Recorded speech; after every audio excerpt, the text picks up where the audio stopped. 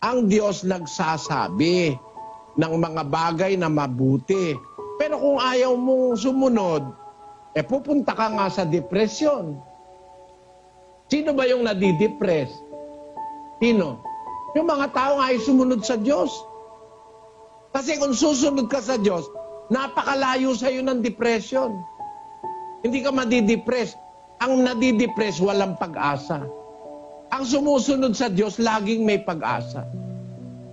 Mayroon siyang Diyos na inaasahan sa buhay niya, na makakagawa ng bagay na para sa iba imposible, magagawa ng Diyos. Paano ka magiging depressed kung meron kang laging inaasahan? Kaya sa Kristiyano, bawal yung mamroblema ka, ma-depress ka, bawal yun eh. Bakit? 5:7 ng unang Pedro. Na inyong ilagak sa Kanya ang lahat ng inyong kabalisahan, sapagkat kayo'y ipinagmamalasakit niya.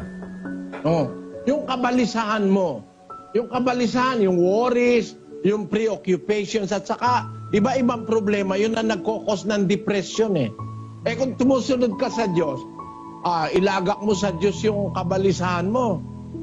Sapagkat ipinagmamalasakit niya kayo, sabi ni San Pedro. Kaya doon sa 4:6 ng Pilipos, ang sabi, huwag kayong mga balisa sa anumang bagay, kundi sa lahat ng mga bagay, sa pamamagitan ng panalangin at daing na may pagpapasalamat, ay ipakilala ninyo ang inyong mga kahilingan sa Diyos. At ang kapayapaan ng Diyos na di masayod ng pag-iisip ay mag-iingat ng inyong mga puso at ng inyong mga pag-iisip kay Kristo Jesus. Merong nag-iingat ng pag-iisip at saka puso ng tao para iligtas ka sa depresyon.